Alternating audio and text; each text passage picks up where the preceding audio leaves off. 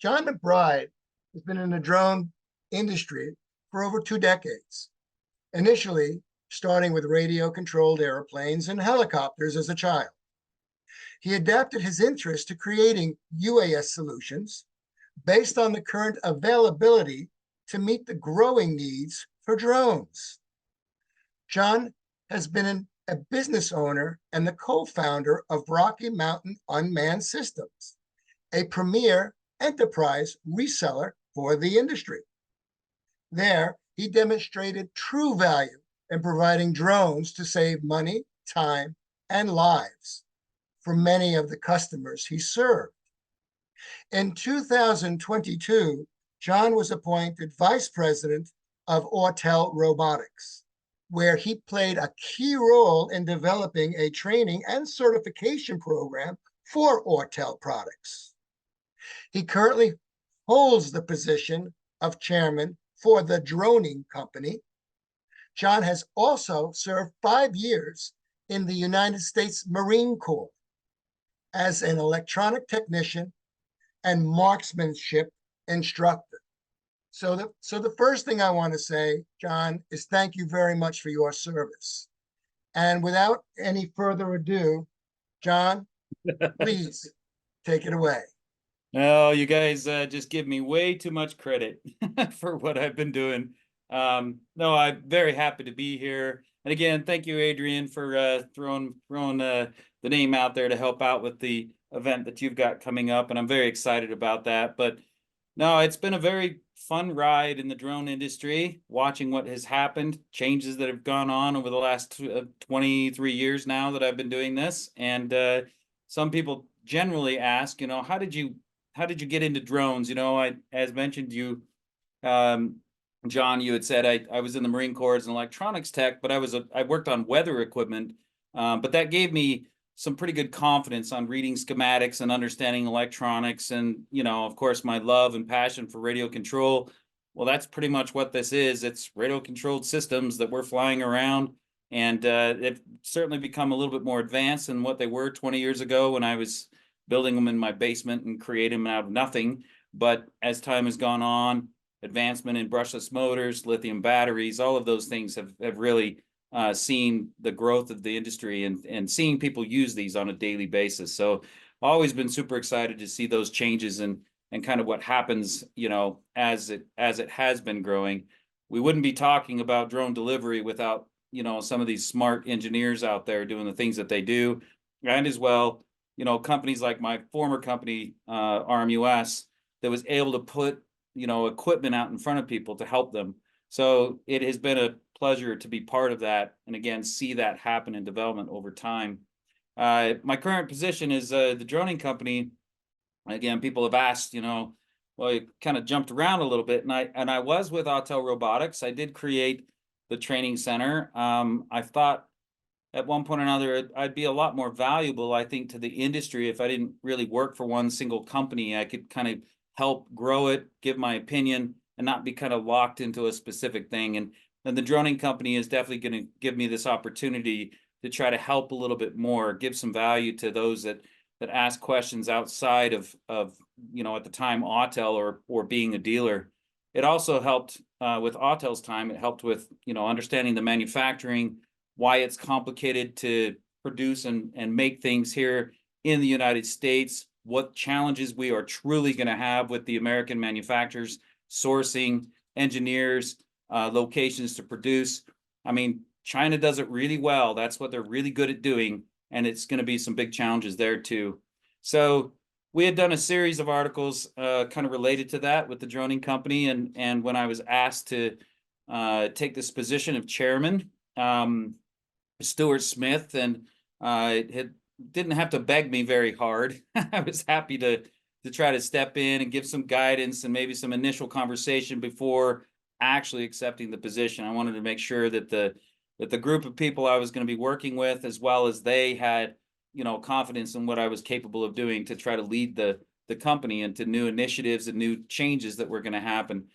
Great team there. I noticed one of my co-workers, Ron Morgan, who he does a lot of the website development. Great guy, one of the best I've seen as far as just stand-up guy to try to get things done. So that's what it's going to take. And I'm hoping to see everybody, at least in San Diego, shake hands with everybody. But yeah, it's kind of a fireside chat. I know Scott had a little something to say about his first meeting of Jon McBride and everything. Scott, did you want to talk about that? I Sure, thought yeah. that was really, really neat as far as Yeah, that was going. yeah, I think it's a pretty good intro to John and how I first interacted with him. I think I was on vacation to Salt Lake City, and I was like, I think RMUS is there. Let me just see. And I think I texted you or messaged you, and right away you're like, yeah, come on in. Like, come on in today too. It wasn't like, oh, we'll catch up. And I was joking. I was just a couple of years into the industry here, and that was my Charlie and the Chocolate Factory experience. That was like seeing RMUS, seeing what you guys were doing. It was like 2018. So yeah, just, like year into my 107, right? Just seeing that stuff, I think, was such a big experience. And yeah, I think everyone in here knows, but if anyone doesn't, RMUS in particular really, really got into the whole DJI enterprise ecosystem very early, and really the first ones to take it, I think, from like a toy drone, which was very cool and interesting, to something that actually was making people money, was, saving lives with fire departments and public safety. So really, it was very cool to be there and see that at the dawn of the commercial drone age. Yeah, we ended up, even when we kind of went into RMUS, I mean, kind of my initial beginnings there, if you want to call them the grounded thing, was just trying to answer a lot of questions about why and what, was happening for the drones in general. Like, we worked with DJI on a very small level, but because they had an enterprise idea of like, hey, we're just going to make equipment that would be expensive, so we'll classify that as enterprise. I'm like that. It doesn't really make sense, because you can a Chevy truck that you can buy from a dealer can also be an enterprise truck if it's used in a certain way. It really depends on the customer. So I try to mold that for them so that they kind of understood a little bit better about enterprise level customers rather than just enterprise level products, because you could still buy a Mavic and use it at an enterprise level. But the customer that you're going to be dealing with is kind of expecting an ROI out of that, whether again, it's money, lives, time, whatever it might be. They're kind of expecting that. And those people generally have lots of pain points of understanding. They're not, hobby guys playing around with their drone stuff. They're not doing that. They're using it as a tool for a job. And whether they, again, buy a Phantom Mavic or an Evo, all the way up to some of the larger hydrogen powered or 20, 30 pound systems, they needed some help to try to integrate that, come up with programs, logistics, pilot certification, a lot of things that were just challenges at the beginning. And DJI was helpful kind of understanding that a little bit, trying to focus on that. There's been a lot of other companies that kind of, followed suit with RMUS. I think they saw that we were just beginning this, kind of transition to see it working rather than hobbying. And it created a whole lot more companies that needed that. And I was happy to kind of see that people were copying us to some degree. That meant that we were at least doing something right. At least I thought, for the industry. My business partners might have thought otherwise, thinking, man, what are they stealing our business for? And that is true. There is some reality to that. But, the service side, the training component, the certification components, the program managements, and trying to help develop these things were really what we were focused on at RMUS. And they still are today. They just released what they call the hub, which kind of brings in a consortium of experts and people and training videos and stuff like that. So I'm not trying to promote RMUS at all or throw a thing, but because that is where my mentality has been all the time, it cultured into a business that really ended up being relative to what was going on today, because there were so many challenges on trying to understand. And DJI was very helpful. Autel also stepped into that world. We helped other companies, Intel, name them. We helped so many different types of companies try to get their equipment into certain places, prove that their equipment was working and bringing that value as mentioned, and showing at least the ability to grow their drone programs and support them. So It's always been a challenge. There's never been anything easy, and I'm happy to help out in the future. So the droning company has allowed me to kind of, again, be sitting on a stage and kind of speaking what we need to speak. Maybe poke some people every so often in the opinions and the editorial section that we have, but it helps people think a little bit more, and try to, again, adapt to those changes that are happening, whether they're regulatory changes or just simple aircraft being a little bit different, firmware challenges, things like that. It's trying to help everybody. I bring a little bit more of the, not just customer base, but more partnerships that we can also work with in the droning company because of who I am and who I've been with. So we're hoping to grow that company a little bit more. Currently, our main focus is job placement for pilots. That's basically what it is. It's really creating a pilot board, which people can search for you. So you can start in there with just what equipment you have, what jobs you've done in the past, create a profile. Once that profile is in the system and approved, then others can look and research or search for maybe where you are, the demographic of where you're located. Again, skills that you might have said that you could do in your profile, whether that's mapping or chasing people, dropping ashes at a funeral. I mean, there's a lot of different things that people can pick on what they're skilled at doing. And we're hoping to see that grow a little bit more. Right now, it's kind of focused a little bit on the drone service provider type person, but with Ron's help and others, we're going to try to drive a little bit more that kind of entertains public safety initiatives and learning education paths for them, and look a little bit more into the client side as well. Who is hiring people? How are they hiring people? Why are they hiring people? These are all questions that we need to kind of understand to make the droning company a little bit more. So, John, do you have any questions? Enough about me, man. I could talk all day. Where'd you go, John? Adrian? And of course, I muted myself. So thank you. There you are. Well, yeah. What I'm just going to talk about the elephant in the room. I might as well just bring the elephant right in and get this over with. Okay. So the elephant in the room, it's what's happening with the laws, the blue laws and all that, and your perspective on it. Now, you've done a lot of work, with the DJI and Autel, and you championed it. You really brought them into our world, and I want to thank you for that. You had a major,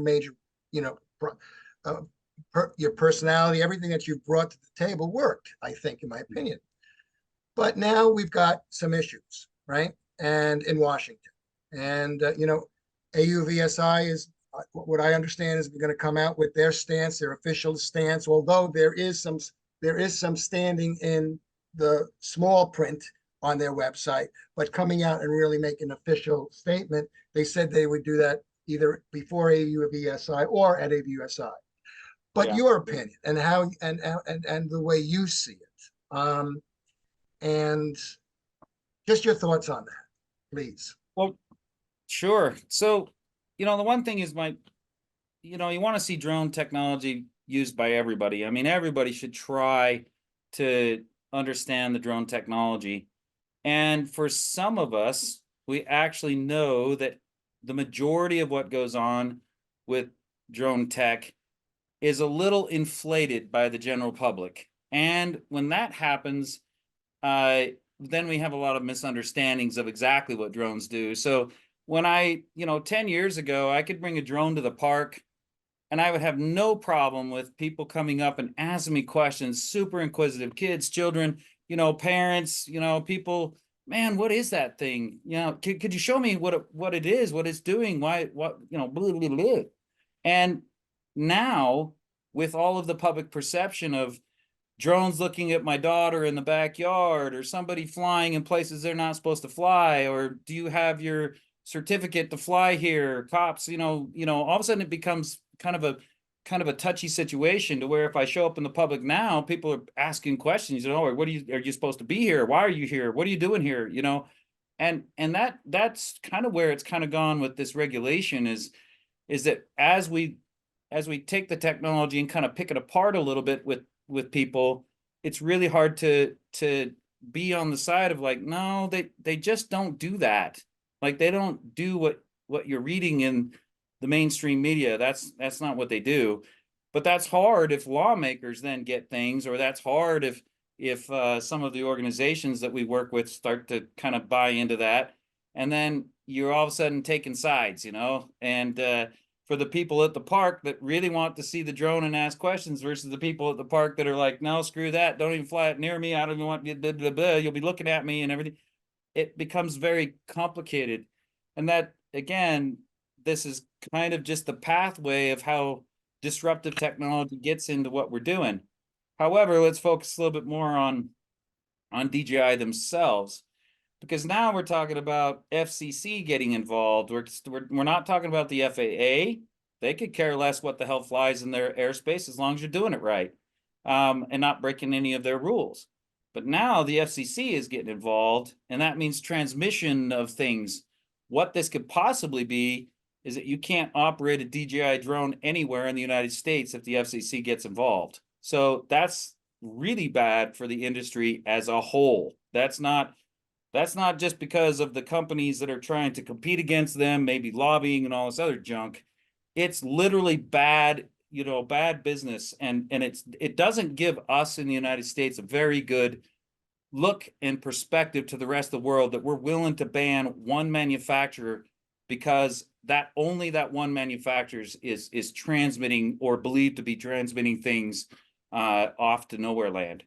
What I tried to make my point in coming on board with the droning company and doing this series of articles was, if they have rules that the FCC has, then everybody should have rules that the FCC has. There should be no one that is plainly pointed out that if they don't follow the same security measures, data security, information security, whatever it is, if everyone can't do it, then nobody should be doing it. Because I've made a lot of American parts and pieces and drones, and I can tell you that these systems just as easily let data out of their stuff if it's not monitored correctly, regardless of where that goes. So everybody is very sensitive to their privacy and what they're doing.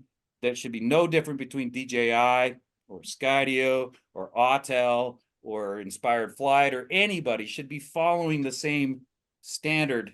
And if that means that they now have a standard, it is proved by a third party that they're following that, then there shouldn't be any reason why we should not allow that to happen.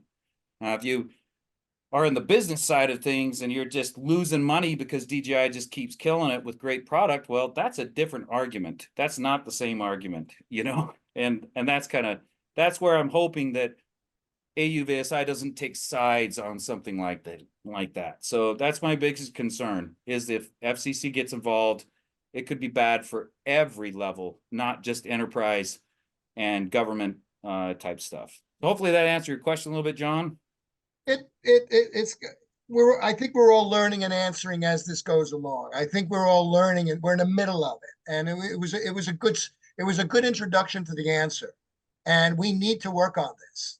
The droning community, and I hear this from Scott, they're upset. They've invested in this. They've put their lives into it, and now I can't use it. Well, I've been on a webinar with AUVSI, and there was one policeman. Well, I should say, I believe he was a sheriff in a particular town, and he says, "What I do now, when I go out, when I'm looking for somebody, I pull my DJI out. I'm out there. I am looking. I am saving that life. Now I move into critical infrastructure. Okay, I put the DJI away and I fly my Skydio." And he says, "So I can do this and still save lives at the same time, while you guys are fighting it out." Basically, what he said. I can still do my job. right? And it said, well, now here's somebody that's thinking and still saving lives instead of just complaining about it and just saying, well, no DJI, there's ways around it in the intro. And we have to educate people how to do that. Now, Sure. look, AUVSI is in Arlington. They're a stone's throw away from Washington. They're always there. They're working there. They're trying to work with the senators. Jennifer and we try to work with senators in Hill Day, and we hope to do it again this year and trying to get them on board. But I'll just never forget. I'm not going to mention the state, but Jennifer will remember, and definitely Scott Chopman. First thing he did, slam young guy. Couldn't have been more than 25 years old, maybe less, right? The assistant slams his hand on a table, says, we're not discussing Chinese drones. Absolutely not. That's off the table. Yeah, just like that. And it's like, okay, okay. So, right. So that's frustrating to hear, but it's what's out there. And so what I've seen in the back pages is like AUVSI. And I should say this, John, some of these people, and I say most of them that objected to this said, look, I have no problem going to buy American product. I have no problem doing that. Okay. No. Let me phase out my DJI because they have shelf life. And then I'll start buying American product. But don't charge me $15,000 for the same for a more expensive drone with less function. Don't do that. And so that's the argument that's coming up. Yeah, I'll say it as a quote, and I say it often. I mean, I put that post very often. It's a very common thing. Win with your tech, not with your lobbyist. If you win with your tech, win with your pricing. There are some challenges. There is a reason why America as a whole does a lot of manufacturing outside of America. It's because it's expensive. People are expensive. Locations are expensive. Here we are crying about the economy and all this stuff going on right now. And it will be expensive for the end user just because it is American. Unfortunately, that's the problem with it as a whole, all industries, not just ours. So if it's more expensive to produce, manufacture, and make, it's going to be more expensive for the end user. However, we can't force people. I wouldn't think it's a good idea to force people to make them buy something that they just are not going to have a great experience with. Are there things that you can fit, like you had mentioned in your example? My DJI does this really well. I use it for this. My Skydio does this very well. I use it for that. Of course, you can always kind of work around stuff like that. But what people are seeing now is that they're being forced to do it. And I have already talked to many senators as well and legislators. And I said, if you're ready to change this for public safety, all of your industry people, you better be ready to change all their budgets too, because most of them have to go ask for money, especially my cops, all my firefighters, my search and rescue. They have to ask for money, beg for money to try to get a drone, which is known to be helping these agencies. So if you don't have the money to buy a $1,000 drone that a DJI sells, how are you going to afford to buy a $15,000 drone unless their budgets are increased and their numbers are increased? And that's just in the public safety sector. In the private sector, you absolutely have to have an ROI. And if you're forced to buy an American-made drone to do work for Shell or Chevron or PG&E, then you damn well be charging the amount of money difference for that service because you had to buy a piece of equipment to meet their standards. And if that's the case, you as a service provider should be at 5 times the amount of what it costs if you would have bought something else and they don't want to use it. All right, I'll buy a Skydio. It's $15K. It's going to cost me $5,000 every time I come out versus $1,000. You better be doing that because that's how we have to respond to the implication of not being able to use cheaper and less expensive equipment and sometimes less capable, as you mentioned. So we have to be ready. And I don't think we're ready for that. We're also not ready for the manufacturing of it. We're not ready. If you tried to ask or get one of these from a manufacturer today, 3, 4, 5 months before they put one in your hands after you've paid for it. DJI doesn't work like that. Autel doesn't work like that. They're going to get it to you within days, if not at most a week or two. And we can't wait for 4, 6, 8 months before getting a piece of equipment, and it's already, moved on to the next one. It just doesn't work. It hasn't worked. It's never worked. I can tell you a dozen companies that have tried to do this over the last decade, and they're no longer in business because of it. They're trying to put it at a high price and also just not have it ready available. So, I mean, it's going to be a big challenge for us if we keep going down this road. And I'm not saying we shouldn't go down this road. I'm just saying be ready for what we have to do to go down that road. If we're not ready, it's going to mess things up a little bit, really. When you're in your travels, I've come across, well, China, they invest, the government invests in their product. So it brings 100%. the prices down, right? So why aren't we investing in our products in the United States the same way? Now, Right. I understand there, which I really want to find out at AUVSI. They say there are grants out there. Where are those grants? Who do we go to? Give us AUVSI, give us a roadmap where we can go in and get the money we need, right? And get that to the US providers where they can manufacture something for less money. So us pilots and everybody else, the police, everybody else can get these products at a decent price. Sure. What have you heard on that subject? Well, I see the comment from George here. Great comment, because I've always asked this. U.S. government should offer subsidies to U.S. drone manufacturing companies like the CCP has given to DJI. That would make us more price competitive. I think that would be helpful. I don't think it would totally fix the problem, but absolutely helpful. And I ask this question quite often. When DJI, because I was a reseller for DJI, I'd buy direct from DJI. I mean, that was straight from China, shipped to here. It'd have to go through customs. It'd have to go through the ports. It'd have to do all of that. And once they figured that out, I had to, in the early days, had to pay a 7% tariff for that product to come into the United States. 7%. Wasn't really that much of a change, as far as like what I could have bought it from China, add that 7%.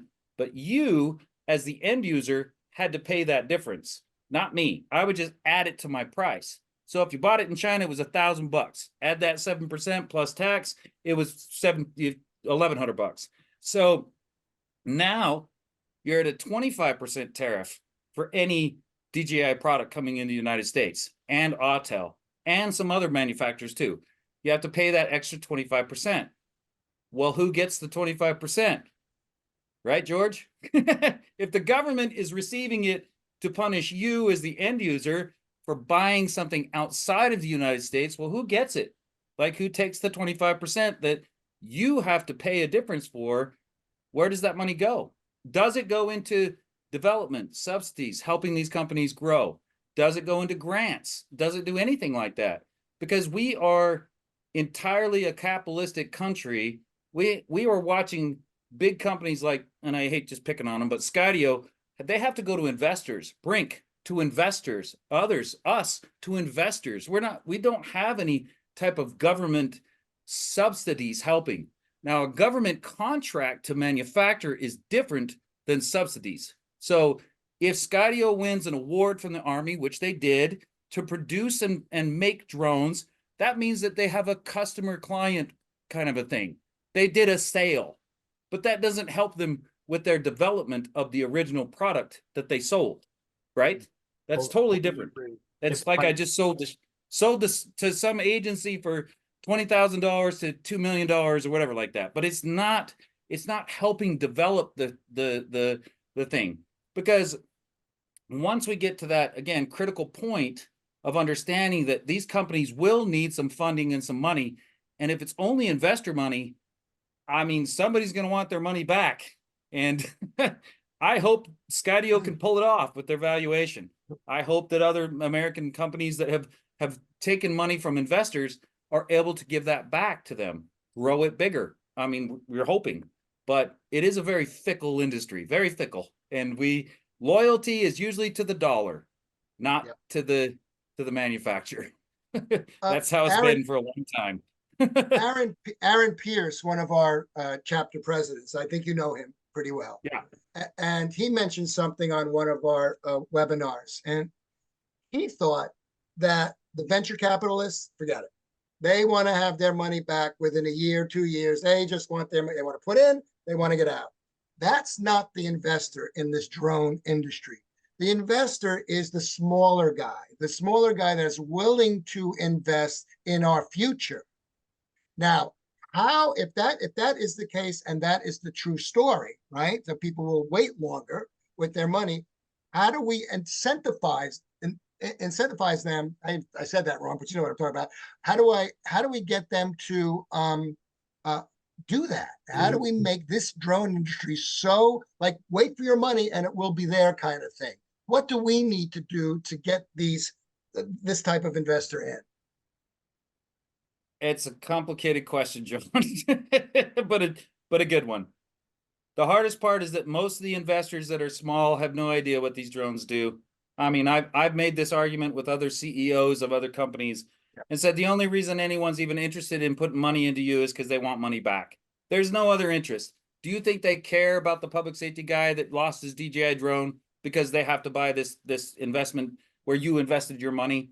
No, that investor does not give a shiznit about that. They only care about the dollars coming back out. We, even as stock traders and buyers, don't really look at the company as like, what does Facebook do? Hey, the stock went up. Great. It's public, who cares if they laid off 1,000 people or they do whatever, as an investor, that's very rare that people even care.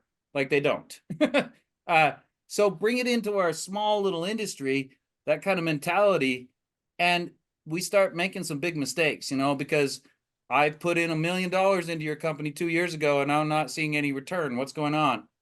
Well, we have this company DJI that's just like kicking our butt every single day with every product that comes out that we just can't even compete against. I don't know. Well, I'm asking for another $2 million because we're still trying to make something work. We're still trying to do that. We're still trying to compete against, and they just kept doing it. And like I said, I can give you a dozen companies that fell into this category of trying to compete against the best manufacturer out there.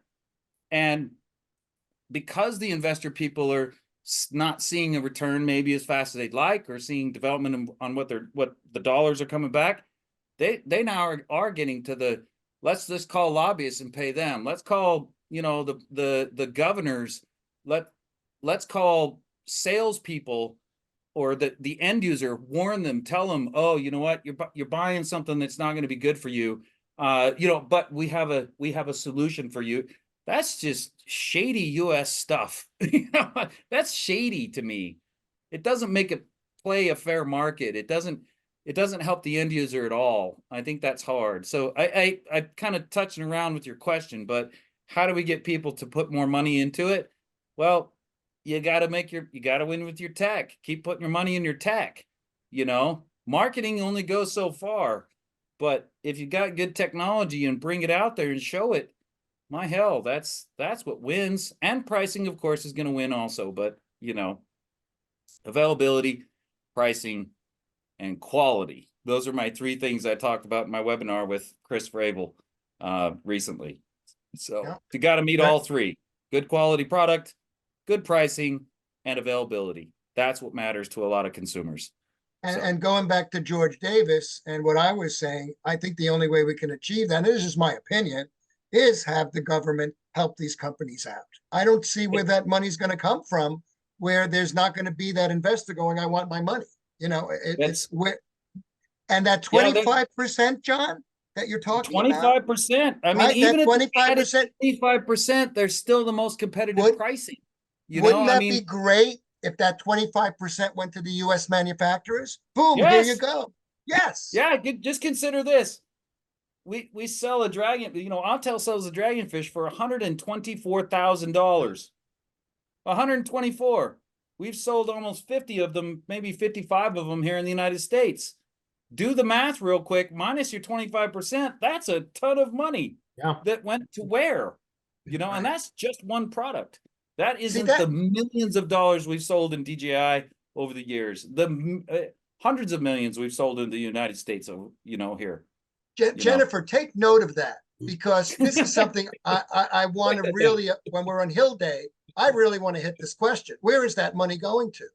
That, it's got to be coming back into, isn't it, sir or ma'am, isn't it? I'm sure they're not going to have an answer, and I'm sure we can't talk about that now, but I don't know what's going to happen.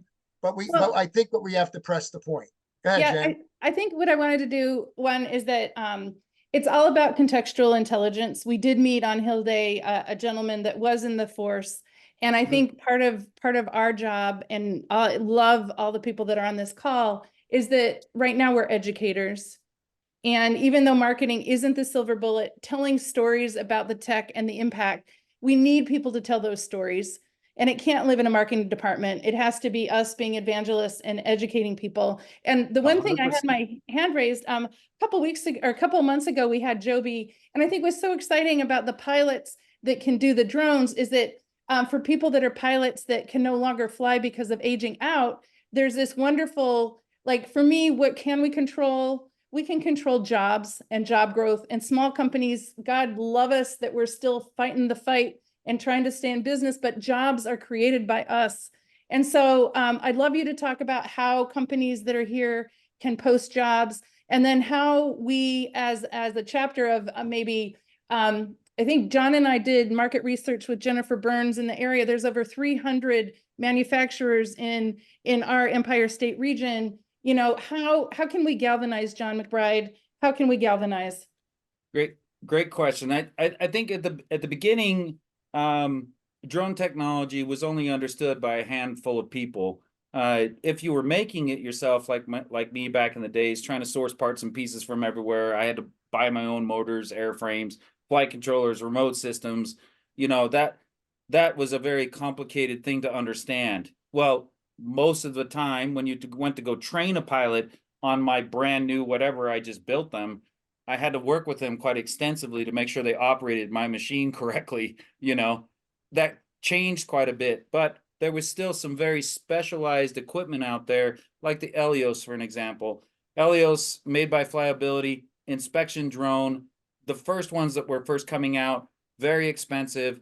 No Chevron, Shell, mining company, anything like that was just going to go out and buy one and hand it to one of their inspectors and go for it. What they was bringing in contracted people to do that, because that wasn't, a routine thing.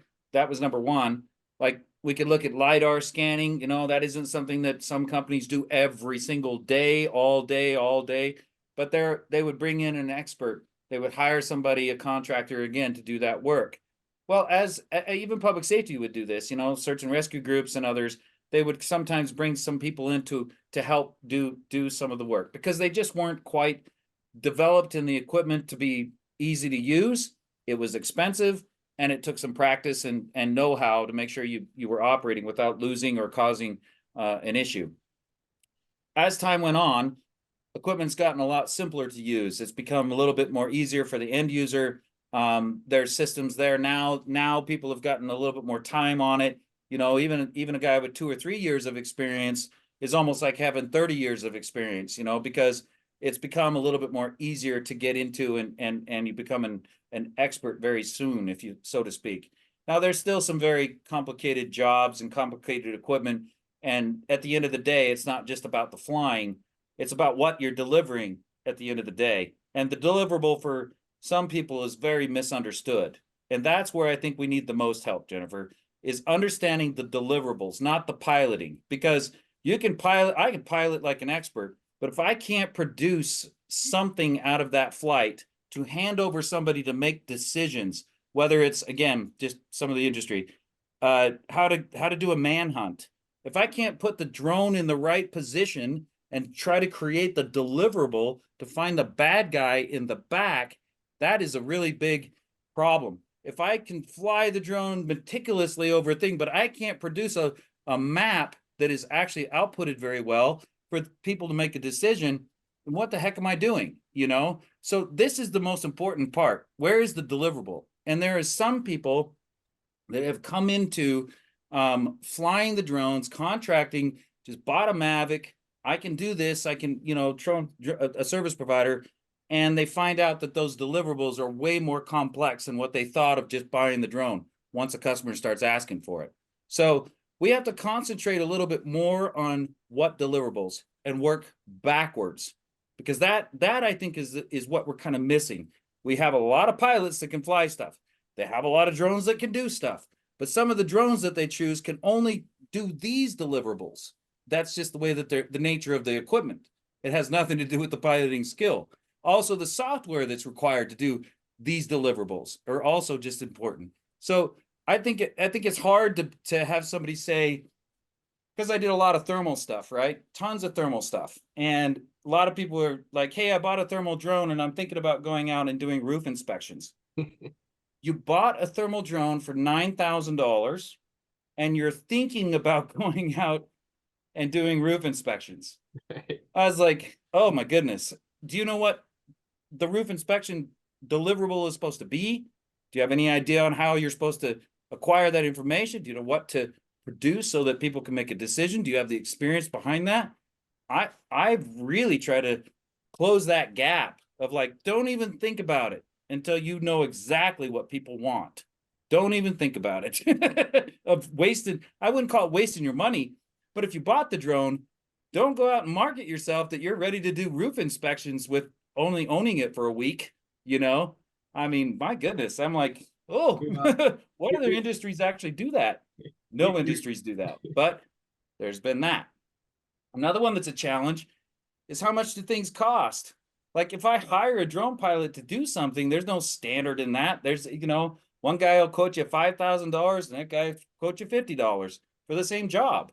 And so there's no standardization in the deliverable costs, what it is that might be classified by what somebody invested into it, their travel time, their things like that. But there's no baseline that says a mechanic on a car that has this much skill and time should be paid $25 an hour. That's what it is. I mean, that's what you can expect across the board. We don't have that. We have a lot of freelance people. Okay. And then the last thing I want to talk about is job placement. So even if you go out there and do jobs with stuff, you might end up getting hired by that company that said, hey, we were just using you as a contractor, and now we want to transition you over to a full-time employee. I think that's very successful for a lot of people. I don't think it is a trade. I see that. It is a trade. You have to, and I agree with this, that licensing outside of the FAA, being able to show that you're capable of doing your deliverable, I 100% agree with this. I think that's got to be standardized at one point or another to have it be a trade and understanding what it is. However, when you hire somebody, you hope that they have the trade skills to hire somebody to continue doing that job. Thank you, John.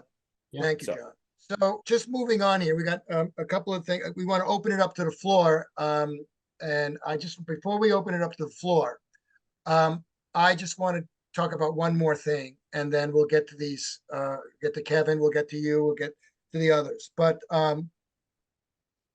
so the future, that's just in 2 minutes or less. What the way I see this, okay, is that the FAA presented us with a set of rules and regulations to figure out what the future of aviation is going to be, i.e., drone or air taxis. Okay, this is coming. They want to put them in the air by 2028. At least that's what they're saying, these companies, Joby and everybody else. So it's like, I feel that they've learned from us. They're getting this data, they're collecting all this data, and now they have some way to regulate what's going to happen in the future when this new aviation comes across. And this new aviation, as you know, is ready to go. I mean, they're flying these things. You know it, I know it. The Joby had a demonstration and showed it to the mayor of New York. I mean, not a couple of months ago. So we're there, but we're not ready for it yet. There's no doubt we're not ready for it yet. What is it going to take for us to be ready for that and make it happen by 2028? It's got to be easier. I just got to say that in general. It's got to be easier on the regulatory side. We have a lot of, and we're talking commercial use cases. We're not talking about hobby stuff. Right.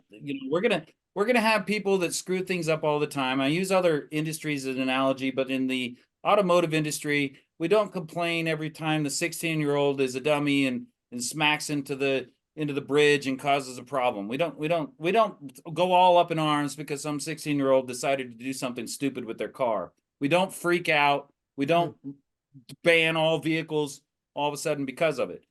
Is this going to continue? As it grows, will it happen? Yes, it's going to happen.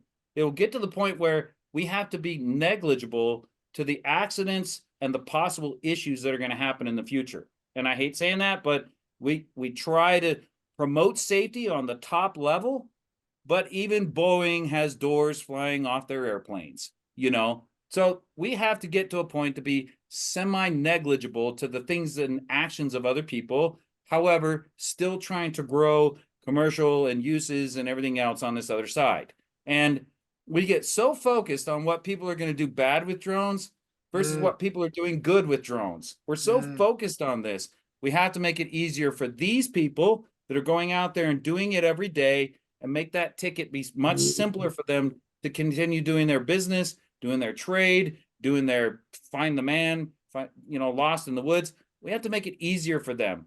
If we keep focusing on this very small percentage of bad doers, it really makes it complex for the rest to adopt and keep using. It's going to be very complicated.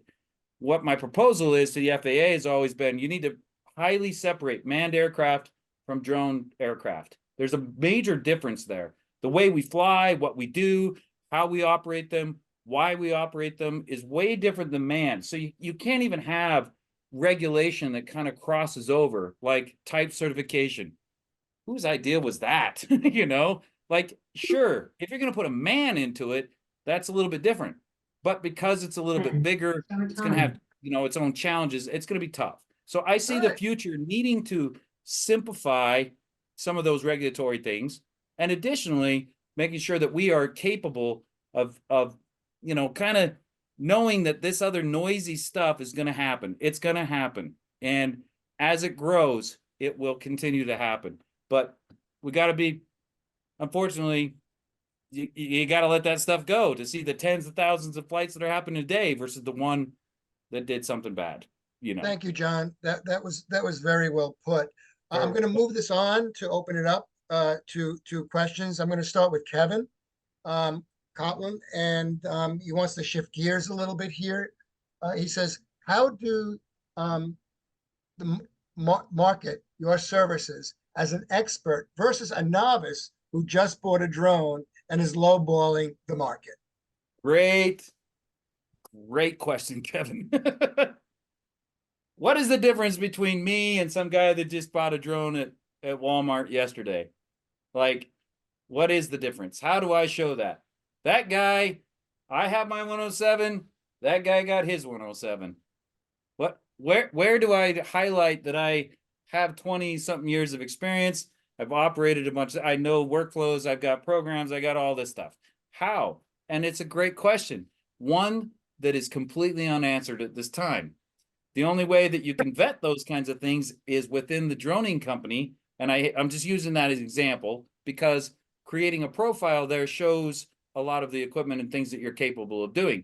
But outside of that, if you don't have somebody vetting that information, sure, you have a Mavic and sure, you can do mapping, but what is it that you can actually do? And what's the difference between the other guy that has a Sony and a M600 and Inspire, what's the difference? And that really does come down to, again, that deliverable, what is the deliverable? And there's a lot of people that just don't understand what that is. You try to explain it to them why 45 megapixel will be better than 20, why this type of LiDAR system will be better than that one.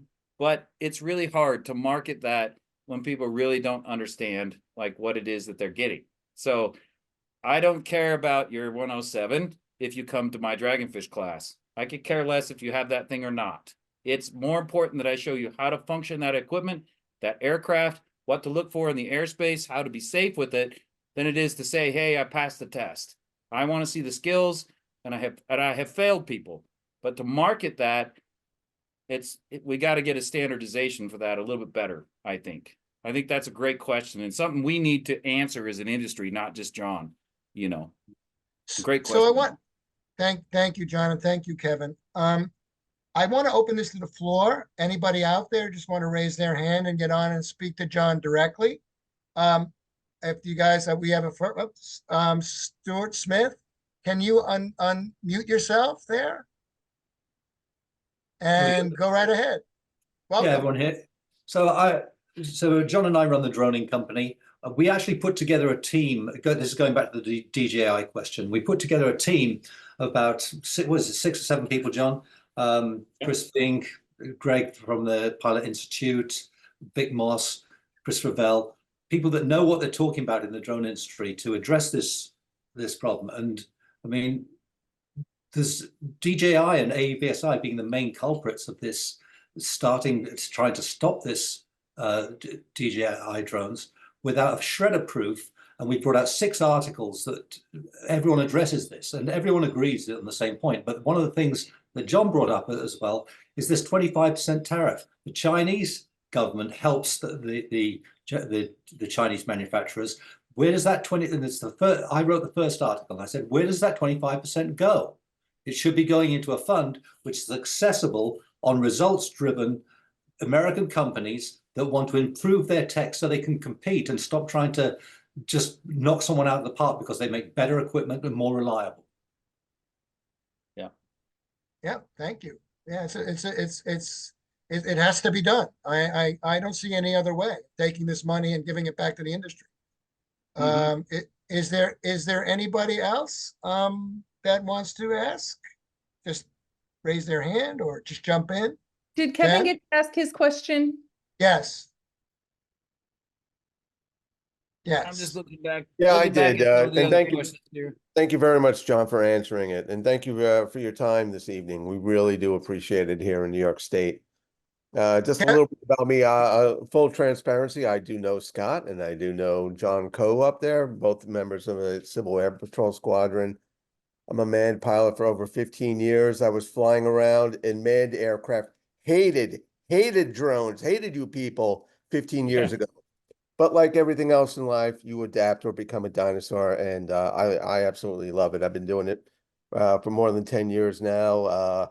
I was an instructor for 5.5 years with dart drones, got to know Vic and a lot of the cool people in the community. So I'm glad to be speaking to you for the first time here tonight. And thank you for your Absolutely. time. Much appreciated. Absolutely. Yeah, well, Kevin, it was when I saw your name come up, I said, "That a boy." Thank you so much. Glad you Thank could join us, Kevin. I'm glad you could join us. Glad to be here, guys. Thanks. Is there anybody else? Adrian, are you still out there? Craig?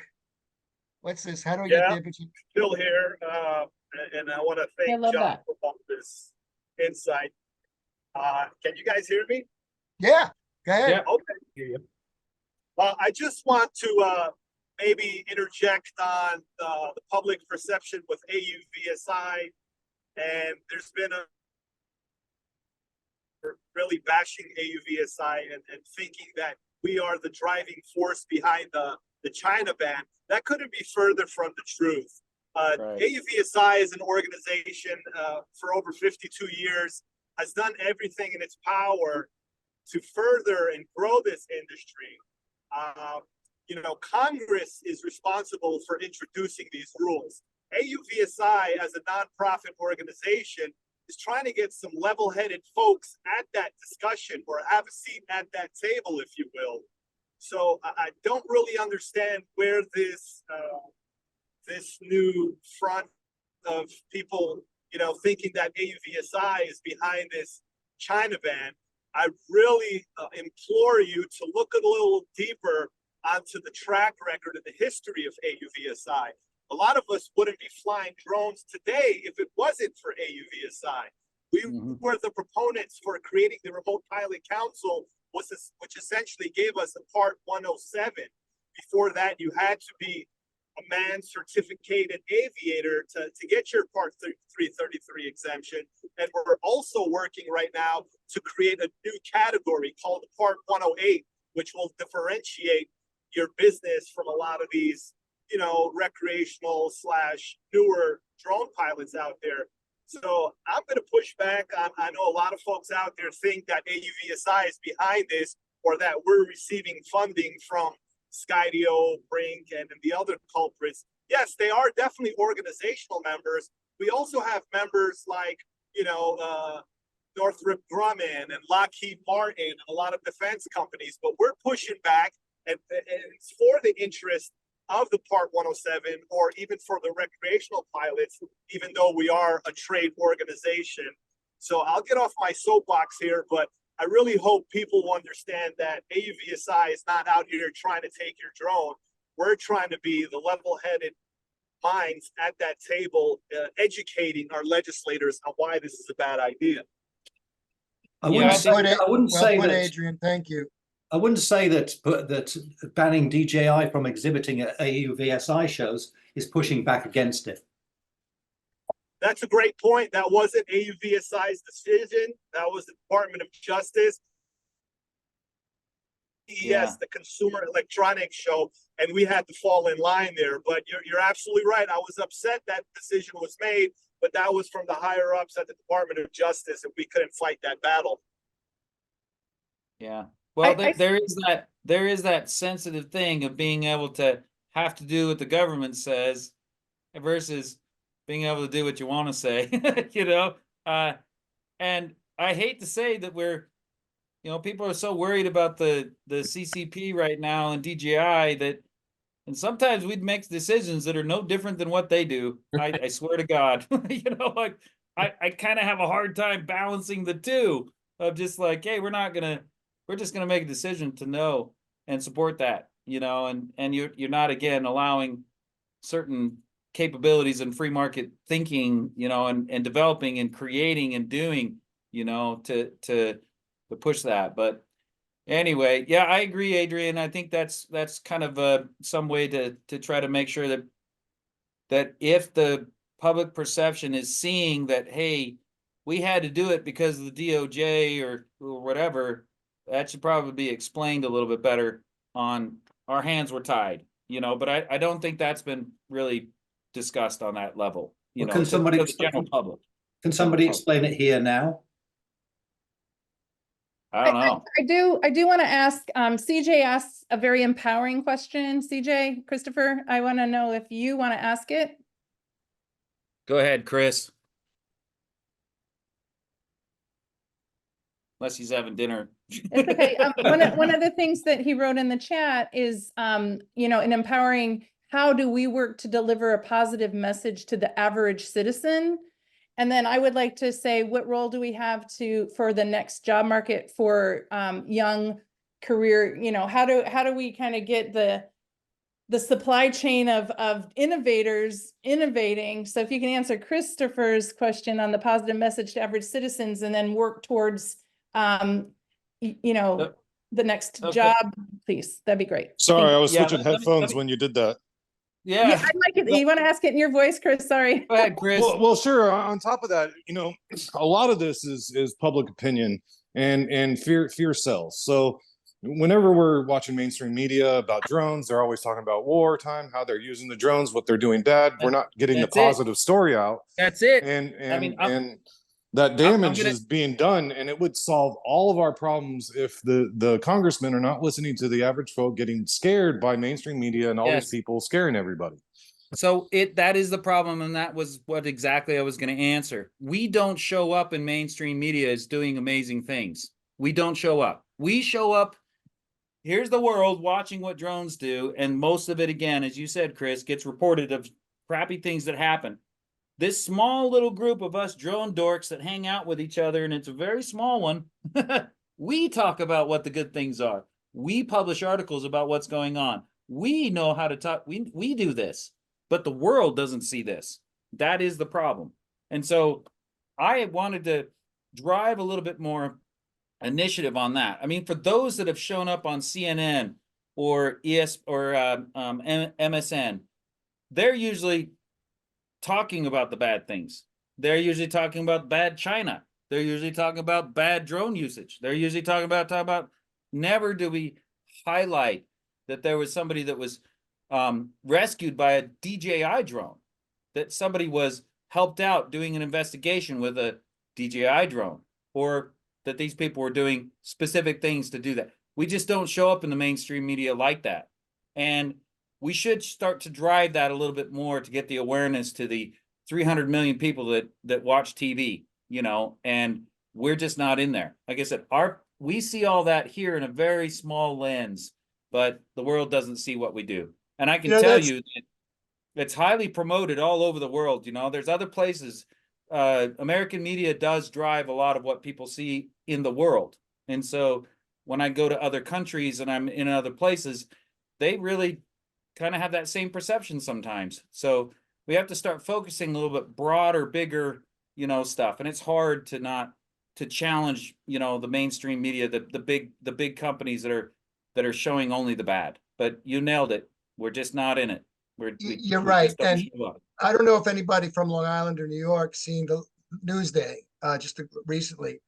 In one of the back pages, my wife actually found it, and there was somebody on a dock flying his Mavic 2, and there was I think a kayaker in distress, or there was a boatsman in distress, and he was able to fly it out there, get their coordinates, get the Coast Guard. I think this guy knew what to do, right? Just an ordinary citizen actually gave the coordinates of this guy from that drone, and bang, they were right there to save this guy. Done that fast. And the person who was needed the help just was beyond thankful. And if it wasn't for that drone there, God knows if that guy would have drowned. And that just happened. There's like a documented over 1,000 just from DJI, 1,000 instances of that document that you can go onto their website and look at all of the testimonials from both customers, or not customers, but people that were salved or helped, and as well the public safety entity that did it. You know, there's thousands of them that have happened, but we just don't talk about it as much in the broader scale of the media. So that's very interesting that is a document out there. I don't think I've seen that or studied it. You know, I'm going back to Christopher going, how do we get the, you know, out of the echo chamber and deliver that positive message? How do we deliver that positive message from this little bunch of people out here to get it to the masses? What do we do to do that? We just have to start with Trump or Biden as the first of the article, and then we're good. Because those two guys seem to get everybody's attention on what's going on. So, you know, but no, we should strive a little bit more to try and get that out there. And I think that is one of the struggles we have as an industry. You know, we don't always know what's going on in the gaming industry because I'm not in the gaming industry. I don't do gaming, you know, as much as other people might. And so how do you get it outside of that small, as you said, echo chamber of people and use cases and things like that to the broader scale? You know, how do you do that? Right. And I think like all of us on LinkedIn, when you see an article, share the article, don't just like the article, because a lot of these things are done by algorithms and we have control over the algorithm if we're sharing the same things. It's really about sharing the same thing as much as possible.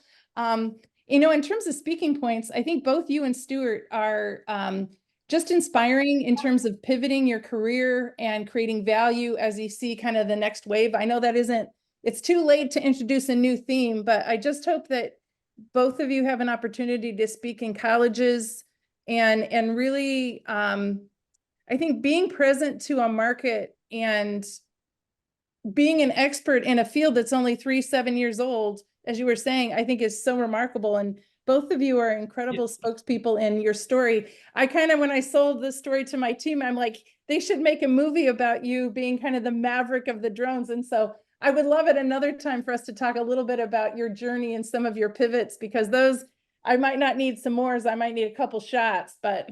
Yeah, well, I was in Colombia just recently kind of talking a little bit about, because yeah, more recently we've seen drones being used in the war. Which war it is, it doesn't matter, but drones, FPV drones being armed and, you know, taking out tanks and dropping things and stuff like that.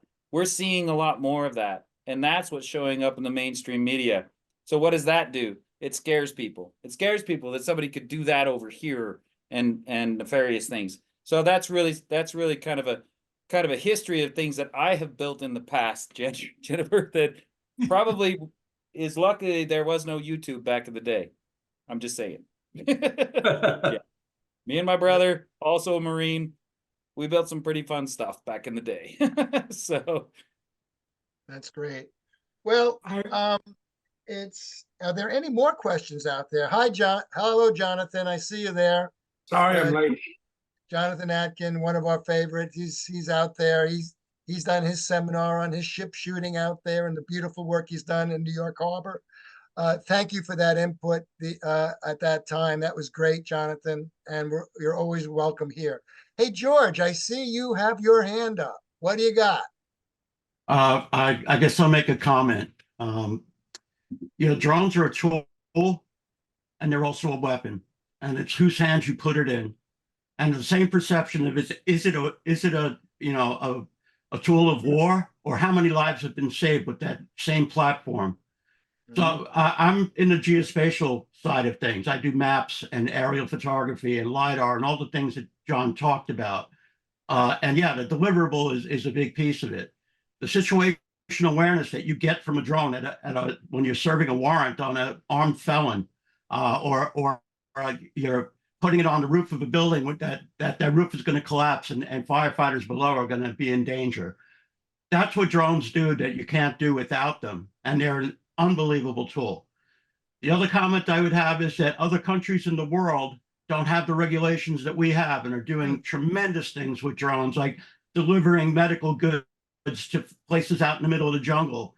My wife is an archaeologist from Peru. I did some flying down in Peru also. So the thing is that the world is a much bigger place than the US and its rules and regulations. And the people that are making the rules and regulations don't understand the tool. They don't understand that it's not just a weapon. I would maybe recommend a map that shows every life that was saved with a drone in the United States and show that to people versus how many people were lost in a war by a hand grenade getting dropped off of first person view drone. I agree with this. I think again, there's a lot of misconception about that. In the US, even a lot of the companies in the early days could not fly to prove that their drone or whatever they were making without FAA having these sites to go test. There was an exorbitant amount of money to do this stuff, just to do what Zipline did just in a couple of years down there in Africa. Well, And they couldn't put everything in a silo like you should, right? Yeah. Yeah, they could they had to go down there and prove. I know Right. I know we talked about New Air. I know that New Air is another one of those kind of a sign off kind of thing, but same thing is that if you just go to Columbia and get a bunch of data, you don't have to worry about heights, directions, this, that, and the other. You just get her done, and they're Right. happy to try to promote that and help with that. Now again, Right, we go on the side of safety with a lot of reasons why we don't want to do this, but you see this innovation changing, and you see guys that are out there doing. There's thousands of drone flights happening in delivery every day in Sao Paulo, Brazil. Every day. They do it every day, and we're still trying to figure out, well, is it safe? Should we put a parachute on? Well, it's this big, blah, blah, blah, blah, blah. They're doing them every day. Pizzas are showing up every day. Like I don't know why it's such a challenge for us to do that. And you don't hear about helicopters getting hit by drones. You don't hear about that stuff down there. And nobody talks about China. They just do their thing. They focus on what they want to do and accomplish, and they get it done.